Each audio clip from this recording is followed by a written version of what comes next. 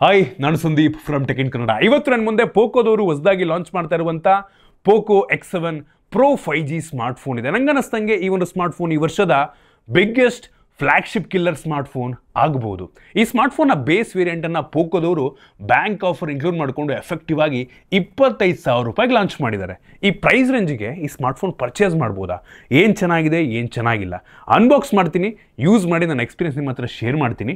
ಅದಕ್ಕಿಂತ ಮುಂಚೆ ನೀವು ನಮ್ಮ tech in Kannada YouTube channel subscribe ಮಾಡ್ಕೊಂಡಿಲ್ಲ ಅಂದರೆ ಈಗಲೇ ಸಬ್ಸ್ಕ್ರೈಬ್ ಮಾಡ್ಕೊಳ್ಳಿ ಮತ್ತು ಬೆಲ್ ಐಕಾನ್ ಕೂಡ ಕ್ಲಿಕ್ ಮಾಡ್ಬೋದು. ಓಕೆ, ಫಸ್ಟ್ ಈ ಸ್ಮಾರ್ಟ್ಫೋನನ್ನು ಅನ್ಬಾಕ್ಸ್ ಮಾಡೋಣ.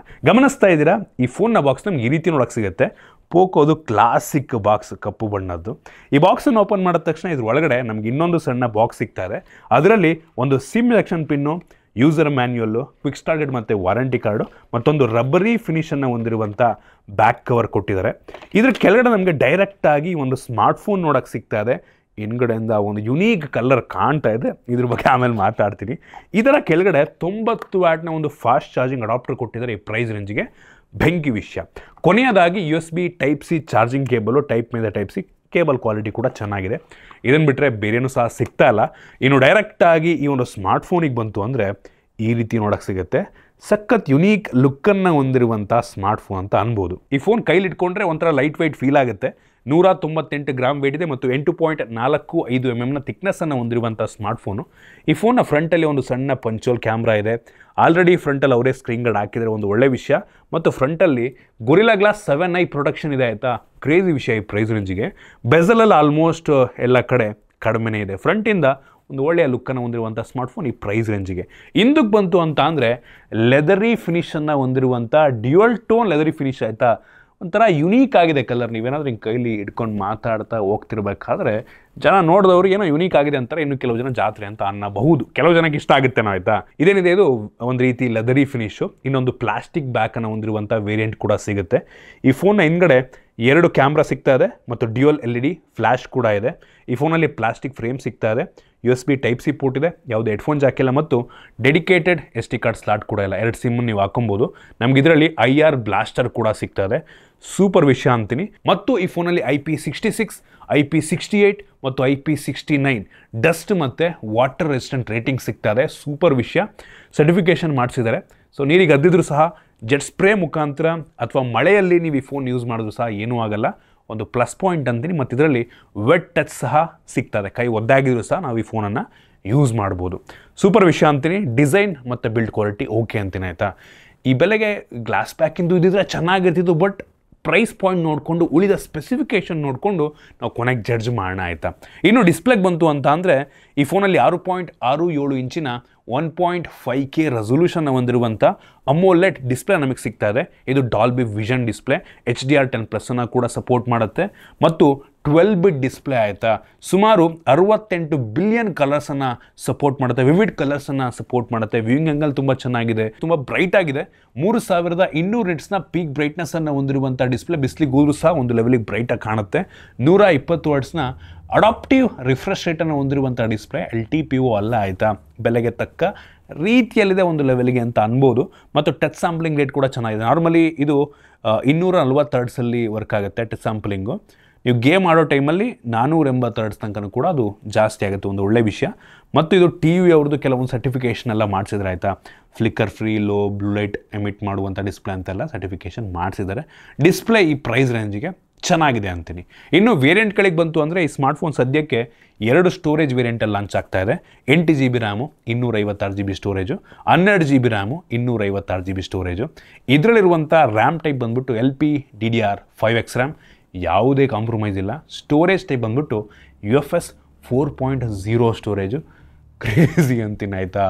ಈ ಬೆಲೆಗೆ ನಂಗೆ ಅನ್ನಿಸ್ತಂಗಿದೆ ಫಸ್ಟ್ ಟೈಮ್ UFS 4.0 ಸ್ಟೋರೇಜ್ ಸಿಗ್ತದೆ ಈ ಪ್ರೈಸ್ 25,000 ರೇಂಜಲ್ಲಿ. ನನಗದು ಹೆವಿ ಇಂಪ್ರೆಸ್ ಮಾಡ್ತು. ಇನ್ನು ಪರ್ಫಾರ್ಮೆನ್ಸಿಗೆ ಬಂತು ಅಂತ ಅಂದರೆ ಮೀಡಿಯಾಟೆಕ್ ಅವ್ರದ್ದು ಡೈಮೆನ್ಸಿಟಿ 8400 ಅಲ್ಟ್ರಾ ಪ್ರೊಸೆಸರ್ ಇದೆ. ಇದು ಹೆವಿ ಪವರ್ಫುಲ್ ಆಗಿರುವಂಥ ಪ್ರೊಸೆಸರ್ ಆಯಿತಾ.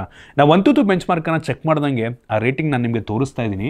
ಸುಮಾರು 15,85,000 ತನಕ ಕೂಡ ರೇಟಿಂಗನ್ನು ಕೊಡಬಲ್ಲಂಥ ಸಾಮರ್ಥ್ಯ ಈ ಒಂದು ಪ್ರೊಸೆಸರಿಗಿದೆ.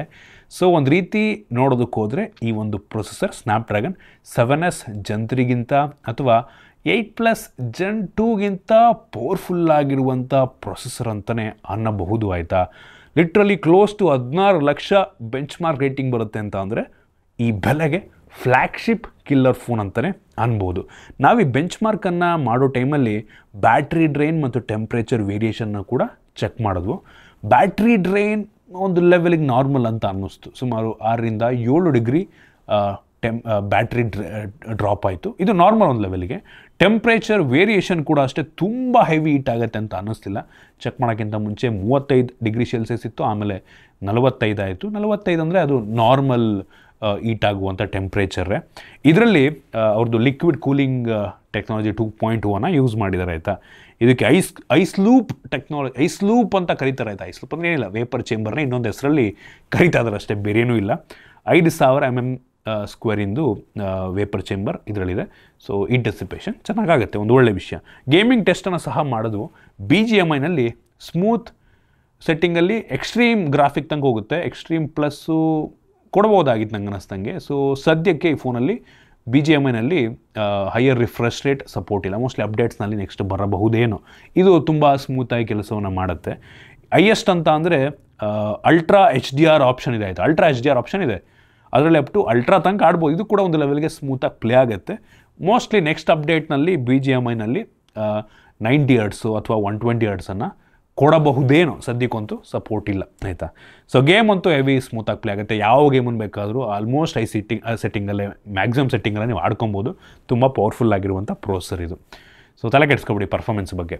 ಇನ್ನು ಕ್ಯಾಮ್ರಾಗೆ ಬಂತು ಅಂದರೆ ಈ ಫೋನಲ್ಲಿ ಅವಶ್ಯಕತೆ ಎಷ್ಟಿದೆಯೋ ಅಷ್ಟು ಮಾತ್ರ ಕ್ಯಾಮ್ರಾ ಕೊಟ್ಟಿದ್ದಾರೆ. ಸೊ ಒಂದು main sensor 50 MP f1.5 aperture ಆಯಿತಾ. ಇದು ಸೋನಿ LYT600 ಸೆನ್ಸಾರ್, ಒಂಥರ ಹೈಯರ್ ಮಿಡ್ ಎಂಡ್ ಸೆನ್ಸಾರ್ ಅಂತ ಅನ್ಬೋದು. ಇದು ಆಪ್ಟಿಕಲ್ ಇಮೇಜ್ ಸ್ಟೆಬಿಲೈಸೇಷನ್ ಜೊತೆಗೆ ಬರುತ್ತೆ. ಇದು ಒಳ್ಳೆ ಲೈಟಿಂಗ್ ಕಂಡೀಷನ್ ಅಂತೂ ಬೆಂಕಿ ಫೋಟೋ ಬರುತ್ತೆ. ಈ ಪ್ರೈಸ್ ರೇಂಜಿಗೆ ಓಕೆ ಅಂತೀನಿ ಆಯಿತಾ. 25,000 ರೂಪಾಯಿಗೆ ಪರವಾಗಿಲ್ಲ. ಆ ಸ್ಯಾಂಪಲ್ ನಾನು ನಿಮಗೆ ತೋರಿಸ್ತಾ ಇದ್ದೀನಿ, ಪರವಾಗಿಲ್ಲ ಆಯಿತಾ. ಇದಕ್ಕಿಂತ ಚೆನ್ನಾಗಿರುವಂಥ ಫೋನ್ಗಳು ಕೂಡ ಸಿಗುತ್ತೆ ನಿಮಗೆ ಬೆಲೆಗೆ. ಇದಕ್ಕಿಂತ ಚೆನ್ನಾಗಿರುವಂಥದ್ದು ಒಂದು ಲೆವೆಲಿಗೆ ಚೆನ್ನಾಗಿರುವಂಥದ್ದು ಮೋಸ್ಟ್ಲಿ 10% ಡಿಫ್ರೆನ್ಸ್ ಆಗ್ಬೋದು ನಿಮಗಷ್ಟೇ. ಕೆಲವು ಜನಕ್ಕೆ ಅದು ಮ್ಯಾಟ್ರ್ ಆಗೋಲ್ಲ. ಒಟ್ಟಿಗೆ ಕ್ಯಾಮ್ರಾ ರೀಸನಬಲ್ ಆಗಿದೆ. ಇನ್ನೊಂದು 8 MP ವೈಡ್ ಆ್ಯಂಗಲ್ ಲೆನ್ಸ್ ಇದೆ. ವೈಡ್ ಆಗಿದೆ, ಕ್ಲಾರಿಟಿ ಓಕೆ ಅಂತೀನಿ ಆಯಿತಾ. ಸೊ ಮೈನ್ ಸೆನ್ಸರ್ ಪರವಾಗಿಲ್ಲ. ಫ್ರಂಟ್ ಕ್ಯಾಮ್ರಾಗೆ ಬಂತು ಅಂದರೆ 20 MP ಫ್ರಂಟ್ ಕ್ಯಾಮ್ರಾ. ಈ ಫ್ರಂಟ್ ಕ್ಯಾಮ್ರಾ ಕ್ವಾಲಿಟಿ ಚೆನ್ನಾಗಿದೆ, ಡೀಟೇಲ್ಸ್ ತುಂಬ ಚೆನ್ನಾಗಿದೆ ಅಂತ ಅನ್ನಿಸ್ತು. ನಿಮಗೆ ಫೇಸ್ಗೆ ಮೇಕಪ್ ಹಾಕಿರೋ ರೀತಿ ಫೋಟೋಸ್ ಕೂಡ ಕೊಡುತ್ತೆ. ಒಂದು ಲೆವೆಲಿಗೆ ವೈಡಾಗಿ ಕೂಡ ಇದೆ ಆಯಿತಾ. ಸೊ ವಿಡಿಯೋ ಶೂಟ್ ಮಾಡೋರಿಗೆ, ವ್ಲಾಗಿಂಗ್ ಮಾಡೋರಿಗೆ ಒಂದು ಲೆವೆಲಿಗೆ ಆಯಿತಾ. ಇದಕ್ಕಿಂತ ವೈಡ್ ಆಗಿರೋವಂಥದ್ದು ನೋಡಿದ್ದೀನಿ ಕ್ಯಾಮ್ರಾನ, ಬಟ್ ಒಂದು ಲೆವೆಲಿಗೆ ವೈಡ್ ಆಗಿದೆ ಆಯಿತಾ. ಸೊ ಫೋಟೋನು ಕೂಡ ಚೆನ್ನಾಗಿ ಬರುತ್ತೆ. ಇನ್ನು ವಿಡಿಯೋಗ್ರಫಿಗೆ ಬಂತು ಅಂದರೆ ಈ ಫೋನ್ನ rare camera 4K 60 FPS video record ಮಾಡಿದ್ರೆ, ಫ್ರಂಟ್ ಕ್ಯಾಮ್ರಾ ಕೇವಲ full HD 30 FPS video record ಮಾಡುತ್ತೆ. ಎರಡು ಕೂಡ ತುಂಬ ಸ್ಟೇಬಲ್ ಆಗಿದೆ ಅಂತ ಅನ್ನಿಸ್ತು. ಫ್ರಂಟು 4K ಕೊಟ್ಟಿದ್ರೆ ಇನ್ನೂ ಚೆನ್ನಾಗಿರ್ತಿತ್ತು ನಂಗೆ ಅನ್ನಿಸ್ದಂಗೆ. ಸೊ ಈ ಒಂದು ಫೋನ್ದು ಕ್ಯಾಮ್ರಾ ಅಪ್ಲಿಕೇಶನ್ ಚೆನ್ನಾಗಿದೆ. ನಮಗೆ ಲಾಂಗ್ ಎಕ್ಸ್ಪೋಜರ್ ಶಾಟ್ ಎಲ್ಲ ಸಿಗುತ್ತೆ. ಮತ್ತು ಡ್ಯುಯಲ್ ವಿಡಿಯೋ ಮೋಡ್ ಸಹ ಇದೆ. ಅಂದರೆ ಫ್ರಂಟು ಬ್ಯಾಕ್ ಎರಡು ಒಟ್ಟಿಗೆ ನೀವು ವಿಡಿಯೋ ರೆಕಾರ್ಡ್ ಮಾಡ್ಬೋದು. ಡಾಕ್ಯುಮೆಂಟ್ ಸ್ಕ್ಯಾನ್ ಮಾಡೋದಕ್ಕೆ ಒಂದು ಸಪ್ರೇಟ್ ಟ್ಯಾಬನ್ನೇ ಕೊಟ್ಬಿಟ್ಟಿದ್ದಾರೆ. ಪ್ರೋ ಮೋಡ್ಗೂ ಸಹ ಒಂದು ಸಪ್ರೇಟ್ ಟ್ಯಾಬ್ ಕೊಟ್ಟಿದ್ದಾರೆ. ಯೂಸರ್ ಫ್ರೆಂಡ್ಲಿ ಇದೆ ತುಂಬ ಈ ಒಂದು ಅಪ್ಲಿಕೇಶನ್ನು. ಇದು ಯೂಶಲಿ ಹಂಗೇನೆ ಅಪ್ಲಿಕೇಶನ್ ತುಂಬ ಯೂಸರ್ ಫ್ರೆಂಡ್ಲಿ ಮಾಡಿರ್ತಾರೆ. ಕೆಲವು ಜನಕ್ಕೆ ಇಷ್ಟ ಆಗುತ್ತೆ, ಕೆಲವು ಜನಕ್ಕೆ ಇಷ್ಟ ಆಗಲ್ಲ, ಆ ರೀತಿ. ಇನ್ನು ಈ ಕ್ಯಾಮ್ರಾದಲ್ಲಿ ಕೆಲವೊಂದು AI ಇಂಟಿಗ್ರೇಷನ್ ಸಹ ಮಾಡಿದ್ದಾರೆ. ಸೊ ಮೊದಲನೇದಾಗಿ AI ಸ್ಮಾರ್ಟ್ ಕ್ಲಿಪ್. ಇದಂತೂ ಎಲ್ಲ ಫೋನಲ್ಲೂ ಇರುತ್ತೆ, ಇದರಲ್ಲೂ ಸಹ ಇದೆ ಆಯಿತಾ. ಇನ್ಸ್ಟ್ಯಾಂಟ್ ವಿಡಿಯೋ ಕ್ರಿಯೇಟ್ ಮಾಡ್ಬೋದು ನೀವು. AI ಬ್ಯೂಟಿ ಮೋಡ್ ಸಹ ಇದೆ. ಸೊ ಸ್ವಲ್ಪ ಮೇಕಪ್ ಮಾಡ್ದಂಗೆ ಚೆನ್ನಾಗಿ ಕಾಣೋ ರೀತಿ ಬರುತ್ತೆ, ನ್ಯಾಚುರಲ್ ಆಗಿ ಆಯಿತಾ. ಮೇಕಪ್ ಮಾಡಿದ್ದಾರೆ ಅಂತ ಅನ್ನಿಸ್ಬಾರ್ದು, ಆ ರೀತಿ ಔಟ್ಪುಟ್ ಕೊಡುತ್ತೆ. AI ಕಟ್ಔಟ್ ಇದಂತೂ ಎಲ್ಲದರಲ್ಲೂ ಇರುತ್ತೆ. ಲಾಂಗ್ ಪ್ರೆಸ್ ಮಾಡಿದ್ರೆ ಕಟ್ಔಟ್ ಮಾಡೋದಲ್ಲ, ನೀವು ಆರಾಮಾಗಿ ಸ್ಟಿಕ್ಕರ್ಸ್ ಮಾಡ್ಕೋಬೋದು. ಆಮೇಲೆ AI ಸ್ಕೈ ಫೀಚರ್, ಸ್ಕೈನ ನೀವು ಚೇಂಜ್ ಮಾಡೋ ರೀತಿ, ಸ್ವಲ್ಪ ಎಕ್ಸ್ಟ್ರಾ ಎಫೆಕ್ಟ್ಸನ್ನು ಆ್ಯಡ್ ಮಾಡೋ ರೀತಿ. AI ಎರೇಸರ್ ಪ್ರೋ ಅಂತ ಅಂದರೆ ಅನ್ವಾಂಟೆಡ್ ಆಬ್ಜೆಕ್ಟನ್ನು ರಿಮೂವ್ ಮಾಡುವಂಥ ಫೀಚರು. AI expansion. ಸೊ ಇದು ಸೀನ್ಗಳನ್ನು ಎಕ್ಸ್ಟೆಂಡ್ ಮಾಡಬಹುದು. ಸೊ ಫೋಟೋಶಾಪಲ್ಲಿದೆ ಅಲ್ವಾ, ಅಥವಾ ಆ ರೀತಿ ಏನಾದರೂ ಅಡಿಷ್ನಲ್ ಆ್ಯಡ್ ಮಾಡೋದಾ, ಆ ರೀತಿ ಎಲ್ಲ ಮಾಡ್ಬೋದು. ಇತ್ತೀಚೆಗಂತೂ ಎಲ್ಲ ಫೋನಲ್ಲೂ ಕೂಡ ಈ ಫೀಚರ್ಗಳು ಬರ್ತದೆ. ಇದರಲ್ಲೂ ಸಹ AI ಎನ್ಹಾನ್ಸ್ ಫೀಚರ್ ಇದೆ. ಫೋಟೋನ ಶಾರ್ಪ್ ಮಾಡೋದು, ಕ್ವಾಲಿಟಿ ಸ್ವಲ್ಪ ಇಂಪ್ರೂವ್ ಮಾಡೋದು ಎಲ್ಲ ಮಾಡುತ್ತೆ. ಇದು ಮುಂಚೆ, ಈ 1 ವರ್ಷ ಮುಂಚೆ ಸ್ಪೆಷಲ್ ಫೀಚರ್ ಅಂತ ಅನ್ಬೋದಾಗಿತ್ತು. ಬಟ್ ಈಗ ಎಲ್ಲ ಫೋನಲ್ಲೂ ಬರ್ತಿದೆ ಗುರು. ಇದು ನಾರ್ಮಲ್ ಆಗಿಬಿಟ್ಟಿದೆ ಆಯಿತಾ. AI ಒಂಥರ ಹೊಸ ನಾರ್ಮಲ್ ಆಗಿಬಿಡಿ, ಎಲ್ಲ ಫೋನಲ್ಲೂ ಕೊಡ್ತಾರೆ, ಇದರಲ್ಲೂ ಸಹ ಇದೆ ಅಂತ ಅನ್ಬೋದು. ಇದರಲ್ಲಿ ನಮಗೆ ಜೆಮಿನಾಯ್ ಕೊಟ್ಟಿದ್ದಾರೆ. ಆಮೇಲೆ ಗೂಗಲ್ದು ಕೆಲವೊಂದು AI ಫೀಚರೆಲ್ಲ ಏನಿರುತ್ತಲ್ಲ, ಗೂಗಲ್ ಫೋಟೋಸಿಂದು ಫೀಚರ್ಗಳು, ಅದು ಕೂಡ ನಮ್ಗೆ ಇದರಲ್ಲಿ ಸಿಗ್ತಾ ಇದೆ ಆಯಿತಾ. ಅದು ಬಿಟ್ಟರೆ ಉಳಿದಿದ್ದಲ್ಲಿ ನಾರ್ಮಲ್ಲು. ಇನ್ನು ಅಡಿಷ್ನಲ್ AI ಫೀಚರ್ ನಾನು OS ಬಗ್ಗೆ ಮಾತನಾಡ್ತಿರ್ಬೇಕಾದ್ರೆ ಹೇಳ್ತೀನಿ. ಇನ್ನು ಸೆಕ್ಯೂರಿಟಿ ಬಗ್ಗೆ ಮಾತಾಡಬೇಕು ಅಂದರೆ optical in display fingerprint sensor ಇದೆ, ಒಂದು ಲೆವೆಲಿ ಫಾಸ್ಟಾಗಿ ಅನ್ಲಾಕ್ ಮಾಡುತ್ತೆ, ಫೇಸ್ ಅನ್ಲಾಕ್ ಸಹ ಇದೆ ಮತ್ತು ವೈಡ್ ವೈನ್ L1 ಸೆಕ್ಯೂರಿಟಿ ಸಹ ನಮಗೆ ಈ ಫೋನಲ್ಲಿ ಸಿಗ್ತಾ ಇದೆ. ಇನ್ನು ಬ್ಯಾಟ್ರಿಗೆ ಬಂತು ಅಂತ ಅಂದರೆ ತುಂಬ ದೊಡ್ಡ ಬ್ಯಾಟ್ರಿಯನ್ನು ಹಾಕಿದ್ದಾರೆ. 6550 mAh ಕೆಪಾಸಿಟಿ ಬ್ಯಾಟ್ರಿ, 6550. ಈ ವರ್ಷ ಏನೋ ಗೊತ್ತಿಲ್ಲ ಅವರು, ಯಾವ ಫೋನ್ ನೋಡಿದ್ರು 5,500, 6,000, 6,500. ಹಾಂ, 6,000 ಕಡಿಮೆ ಬ್ಯಾಟ್ರಿಗಳೇ ಇಲ್ಲ ಈ ವರ್ಷ. ಒಂದು ಒಳ್ಳೆಯ ವಿಷಯ ಆಯಿತಾ. ಇದು ಸಿಲಿಕಾನ್ ಕಾರ್ಬೈಡ್ ಅಂದರೆ ಹೊಸ ಟೆಕ್ನಾಲಜಿ ಆಯಿತಾ. ಇತ್ತೀಚೆಗಂತ ಎಲ್ಲ ಫೋನ್ಗಳಲ್ಲಿ ಸಿಲಿಕಾನ್ ಕಾರ್ಬೈಡ್ ಬ್ಯಾಟ್ರಿಯನ್ನು ಹಾಕ್ತಾ ಇದ್ದಾರೆ. ಇದರಲ್ಲೂ ಕೂಡ ಅದನ್ನೇ ಹಾಕಿದರೆ ಒಂದು ಒಳ್ಳೆಯ ವಿಷಯ. 90 ವ್ಯಾಟ್ನ ಫಾಸ್ಟ್ ಚಾರ್ಜಿಂಗನ್ನು ಇದು ಸಪೋರ್ಟ್ ಮಾಡುತ್ತೆ ಆಯಿತಾ. ಸೊ ಬಾಕ್ಸ್ ಒಳಗೆ ಚಾರ್ಜರ್ ಕೂಡ ಕೊಟ್ಟಿದ್ದಾರೆ, ಒಂದು ಒಳ್ಳೆಯ ವಿಷಯ.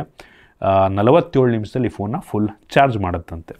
ಇನ್ನು OSಗೆ ಬಂತು ಅಂತ ಅಂದರೆ ಈ ಫೋನಲ್ಲಿ Android 15 ಬೇಸ್ ರನ್ ಆಗ್ತಿರುವಂಥ HyperOS ಇದೆ. HyperOS 2.0 ಇದು ನಮ್ಮ ದೇಶದ ಮೊಟ್ಟ ಮೊದಲ HyperOS 2.0 ಫೋನ್ ಆಯಿತಾ. Out of the box HyperOS 2.0 ನಮಗೆ ಸಿಗ್ತಾರೆ. ಈ OS ಒಂದು ಲೆವೆಲಿಗೆ ಸ್ಮೂತ್ ಆಗಿದೆ. ಸದ್ಯಕ್ಕಂತೂ ಕಸ್ಟಮೈಸೇಷನ್ ಆಪ್ಷನ್ ತುಂಬ ಚೆನ್ನಾಗಿದೆ, ತುಂಬ ಜಾಸ್ತಿ ಇದೆ ಆಯಿತಾ. ಕೆಲವು ಜನಕ್ಕೆ ಇದು ತುಂಬ ಥೀಮ್ಡ್ ಅಂತ ಅನ್ನಿಸ್ಬೋದು. ಹೆವಿ OS ಆಯಿತಾ. ಇದು ಸದ್ಯಕ್ಕಂತೂ ಸ್ಮೂತಾಗಿ ಕೆಲಸವನ್ನು ಮಾಡ್ತಿದೆ. ಕೆಲವೊಂದು ಬೇಡದಂಥ ಅಪ್ಲಿಕೇಶನ್ ಇದೆ, ಅದನ್ನು ಅನ್ಇನ್ಸ್ಟಾಲ್ ಕೂಡ ಮಾಡ್ಕೊಬೋದು. ಮತ್ತು ಪೋಕೋದವ್ರು ಕನ್ಫರ್ಮ್ ಮಾಡಿರೋ ಪ್ರಕಾರ ಈ ಫೋನ್ಗೆ 3 ವರ್ಷಗಳ OS ಅಪ್ಡೇಟ್ ಕೊಡ್ತಾರಂತೆ, 4 ವರ್ಷಗಳ ಸೆಕ್ಯೂರಿಟಿ ಪ್ಯಾಚನ್ನು ಕೊಡ್ತಾರಂತೆ. ಆ್ಯಕ್ಚುಲಿ ಒಂದು ಒಳ್ಳೆಯ ವಿಷಯನೇ, 3 ವರ್ಷ ಅಂತ ಅಂದರೆ ಬೇಕಾದಷ್ಟಾಯಿತು. ಇನ್ನು ಈ ಫೋನಲ್ಲಿ ನಮಗೆ ಕೆಲವೊಂದು AI ಫೀಚರ್ ಇದೆ. ಫಾರ್ ಎಕ್ಸಾಂಪಲ್ AI ಸಬ್ಟೈಟಲ್ ಆಗಿ ವಿಡಿಯೋ ನೋಡ್ತಿರ್ಬೇಕಾದ್ರೆ ಸಬ್ಟೈಟಲ್ ಆಟೋಮೆಟಿಕ್ ಜನ್ರೇಟ್ ಮಾಡುತ್ತೆ. AI recorder, so voice recognise ಮಾಡಿ ಸಮ್ಮರೈಸ್ ಮಾಡುತ್ತೆ. ನೀವೇನಾದರೂ ಕ್ಲಾಸನ್ನು ಅಟೆಂಡ್ ಮಾಡ್ತಾ ಇದ್ದೀರಾ ಅಂದರೆ AI ನೋಟ್ಸ್ ಫೀಚರ್ ಇದೆ. ಸೊ ಅದನ್ನು ಕೂಡ ಸಮ್ಮರೈಸ್ ಮಾಡುತ್ತೆ. ನೀವು ಬರಿಬೇಕಾದ್ರೆ ಅದನ್ನು ಪ್ರಾಪರ್ ವರ್ಡಿಂಗ್ಸಲ್ಲಿ ನೀವು ಮಾಡ್ಕೊಬೋದು. ಜೊತೆಗೆ AI ಆನ್ಲೈನ್ ಇಂಟರ್ಪ್ರಿಟರ್ ಇದೆ, ಅಂದರೆ ವಾಯ್ಸನ್ನು ಬೇರೆ ಭಾಷೆಗೆ ಚೇಂಜ್ ಮಾಡುತ್ತೆ. ಮತ್ತು ಕಾಲ್ನಲ್ಲೂ ಕೂಡ ನೀವು ಈ ಒಂದು ಫೀಚರ್ನ ಯೂಸ್ ಮಾಡ್ಬೋದು, ಇಂಟರ್ಪ್ರಿಟರ್ನ. ಅಂದರೆ ಬೇರೆ ಭಾಷೆಯವ್ರ ಜೊತೆ ಮಾತಾಡ್ತಿರ್ಬೇಕಾದ್ರೆ ಲೈವ್ ಆಗಿ ಅದನ್ನು ಟ್ರಾನ್ಸ್ಲೇಟ್ ಕೂಡ ಮಾಡುತ್ತೆ. ಈ ರೀತಿ ಫೀಚರ್ಗಳು ಏನೋ ಹೊಸ್ದಾಗಂತ ಅಲ್ಲ, ಬೇರೆ ಫೋನಲ್ಲಿರುವಂಥದ್ದು ಇದರಲ್ಲೂ ಕೂಡ ಇದೆ ಅಷ್ಟೇ, ಬೇರೆ ಏನಿಲ್ಲ. ಇನ್ನು ಸ್ಪೀಕರಿಗೆ ಬಂತು ಅಂತ ಅಂದರೆ ಇದು Dolby Atmos speaker, stereo speaker, bottom firing ಒಂದಿದೆ ಮತ್ತು ಮೇಲ್ಗಡೆ ಇನ್ನೊಂದು ಸ್ಪೀಕರು. ಸ್ಪೀಕರ್ನ ಕ್ಲಾರಿಟಿ ಚೆನ್ನಾಗಿದೆ, ಜ್ವರ ಕೂಡ ಕೇಳುತ್ತೆ. ಇಷ್ಟ ಆಯಿತು ನನಗೆ, ಕ್ರಿಸ್ಪ್ ಆಗಿದೆ ಆಯಿತಾ. ಇನ್ನು ಕನೆಕ್ಟಿವಿಟಿಗೆ ಬಂತು ಅಂತ ಅಂದರೆ ನಮಗೆ ಇದರಲ್ಲಿ Wi-Fi 6 ಸಪೋರ್ಟ್ ಇದೆ, ಒಳ್ಳೆಯ ವಿಷಯ. ಬ್ಲೂಟೂತ್ 5.4 ಇದೆ, NFC ಇದೆ ಮತ್ತು 16 5G ಬ್ಯಾಂಡ್ಗಳನ್ನು ಸಪೋರ್ಟ್ ಮಾಡುತ್ತೆ. ಸೊ ನೀವು ಹಾಗಾದರೆ ಕೇಳ್ಬೋದು ಈ ಫೋನ್ನ ಈ ಪ್ರೈಸ್ ರೇಂಜಿಗೆ ಪರ್ಚೇಸ್ ಮಾಡ್ಬೋದಾ ಅಂತ. ನೋಡಿ, ನನಗನ್ನಿಸ್ದಂಗೆ ಒಬ್ಬ ವ್ಯಕ್ತಿಗೆ ಯಾವ ವಿಷಯ ತುಂಬ ಮ್ಯಾಟ್ರ್ ಆಗುತ್ತೆ ಅದರಲ್ಲಿ ಮೋಸ್ಟ್ ಆಫ್ ದ ಫೀಚರ್ಗಳು ನಮ್ಗೆ ಇದರಲ್ಲಿದೆ ಆಯಿತಾ. ಹೌದು, ಕೆಲವೊಂದು ವಿಷಯವನ್ನು ಇದು ಕಡಿಮೆ ಮಾಡಿರ್ಬೋದು, ಬಟ್ ನೀವು ಫೋನ್ ಪರ್ಚೇಸ್ ಮಾಡ್ಬೇಕಾದ್ರೆ ನಿಮಗೆ ಯಾವ್ದು ಮ್ಯಾಟ್ರ್ ಆಗುತ್ತೆ ಆ ಒಂದು ಫೀಚರ್ಗಳು, ಆ ಮ್ಯಾಟ್ರ್ ಆಗುವಂಥ ಫೀಚರ್ಗಳು ಇದರಲ್ಲಿ ಚೆನ್ನಾಗಿದೆಯಾ ಅಂತ ನೋಡ್ಕೊಂಡು ತೊಗೊಂಡ್ರೆ ಒಳ್ಳೆಯದು. ನಾನು ಹೇಳ್ತೀನಿ ಕೇಳಿ, ನಾನು ಪರ್ಸನಲಿ ಫೋನ್ ತೊಗೋಬೇಕಾದ್ರೆ ನನಗೆ ಹೌದು ಗ್ಲಾಸ್ ಪ್ಯಾಕ್ ಇದ್ದರೆ ಚೆನ್ನಾಗಿರುತ್ತೆ, ಬಟ್ ಅದು ನಾನು ಫೋನ್ ಯೂಸ್ ಮಾಡೋದಕ್ಕೆ ನನಗೆ ಸ್ಮೂತಾಗಿ ಫೋನ್ ಕೆಲಸ ಮಾಡಬೇಕು ಅಂದರೆ ಈ ಗ್ಲಾಸ್ ಪ್ಯಾಕ್ನ ಅವಶ್ಯಕತೆ ಸ್ವಲ್ಪ ಕಡಿಮೆ. ಹೌದು, ಮೆಟಾಲಿಕ್ ಫ್ರೇಮ್ ಇದ್ರೂ ಚೆನ್ನಾಗಿರುತ್ತೆ, ಬಟ್ ಅದರಿಂದ ನಿಮ್ಮ ಫೋನ್ ಯೂಸೇಜಿಗೆ ಅಷ್ಟಾಗಿ ಮ್ಯಾಟ್ರ್ ಆಗಲ್ಲ ಅಂತ ಎಲ್ಲೋ ಒಂದು ಕಡೆ ಅನ್ಸುತ್ತೆ. ನೀವು ಹೇಳೋದಲ್ಲ, ನಿಮ್ಮ ಯೂಸೇಜ್ ಮೇಲೆ ಡಿಪೆಂಡು ಆಯಿತಾ. 25,000 ರೂಪಾಯಿಗೆ ಇವ್ರು ಕೊಡ್ತಿರುವಂಥ ಫೀಚರ್ ಆ್ಯಕ್ಚುಲಿ ನಾಟ್ ಬ್ಯಾಡ್ ಅನಿಸುತ್ತೆ. ಡಿಸ್ಪ್ಲೇ ಚೆನ್ನಾಗಿದೆ, ರ್ಯಾಮು ಸ್ಟೋರೇಜ್ ಕಾಂಪ್ರಮೈಸ್ ಆಗಿಲ್ಲ, ಪರ್ಫಾರ್ಮೆನ್ಸ್ ಚೆನ್ನಾಗಿದೆ, ಕ್ಯಾಮ್ರಾ ಪರವಾಗಿಲ್ಲ ಒಂದು ಲೆವೆಲ್ಗೆ, ಬ್ಯಾಟ್ರಿ ಚೆನ್ನಾಗಿದೆ. ಬ್ಯಾಟ್ರಿ ತುಂಬ ದೊಡ್ಡ battery, 6,500 mAh, 90 watt charger box ಒಳಗೆ ಕೊಟ್ಟಿದ್ದಾರೆ. ಈ ಮ್ಯಾಟ್ರ್ ಆಗುವಂಥ ಫೀಚರ್ಗಳು ನಿಮಗೆ ಬೇಕಾದರೆ ಆಯಿತಾ. ಇಲ್ಲಪ್ಪ ನನಗೆ ಅದೆಲ್ಲ ಬೇಡ, ನನಗೆ ಕ್ಯಾಮ್ರಾ ಯಾವ ಸ್ಪೆಸಿಫಿಕೇಷನ್ ಹೆಂಗಾರ ಇರಲಿ, ಕ್ಯಾಮ್ರಾ ಚೆನ್ನಾಗಿರೋದು ಬೇಕು ಅಂದರೆ ಅಲ್ಲ ಆಯಿತಾ. ಕ್ಯಾಮ್ರಾ ಪರವಾಗಿಲ್ಲ ಒಂದು ಲೆವೆಲಿಗೆ ಅಂತೀನಿ, ಆ ಲೆವೆಲ್ ಇಲ್ಲ. ನೀವು ಯಾವುದೋ ಫ್ಲ್ಯಾಗ್ಶಿಪ್ ಲೆವೆಲ್ ಎಕ್ಸ್ಪೆಕ್ಟ್ ಮಾಡ್ತಾ ಇದ್ರೆ ಇಲ್ಲ ಆಯಿತಾ. ನೋಡಿ, ಇದು ಒಂದು ಒಳ್ಳೆಯ ಫ್ಲ್ಯಾಗ್ಶಿಪ್ ಕಿಲ್ಲರ್ ಸ್ಮಾರ್ಟ್ಫೋನ್ ಆಗ್ಬೋದು. ಇದು ನನ್ನ ಆನೆಸ್ಟ್ ಒಪಿನಿಯನ್ನು. ನಿಮಗೆ ಬೇಕಾಗಿರುವಂಥ ಫೀಚರ್ ಇದರಲ್ಲಿದ್ದರೆ ಚೂಸ್ ಮಾಡಿ ಆಯಿತಾ. ಐ ಹೋಪ್ ನಿಮಗೆ ಈ ವಿಡಿಯೋ ಇಷ್ಟ ಆಗಿದೆ ಅಂತ ಅನ್ಕೋತೀನಿ. ಇಷ್ಟ ಆಗಿದ್ದರೆ ಲೈಕ್ ಮಾಡಿ, ಶೇರ್ ಮಾಡಿ. ಇದೇ ರೀತಿ ನಮ್ಮ ಬೇರೆ ಬೇರೆ ವಿಡಿಯೋಗಳಿಗೆ ನಮ್ಮ tech in Kannada YouTube channel subscribe ಮಾಡ್ಕೊಂಡಿಲ್ಲ ಅಂದರೆ ಈಗ ಸಬ್ಸ್ಕ್ರೈಬ್ ಮಾಡ್ಕೊಳ್ಳಿ ಮತ್ತು ಬೆಲ್ ಐಕಾನ್ ಕೂಡ ಕ್ಲಿಕ್ ಮಾಡ್ಬೋದು. ಸಿಗೋಣ ಮುಂದಿನ ವಿಡಿಯೋದಲ್ಲಿ.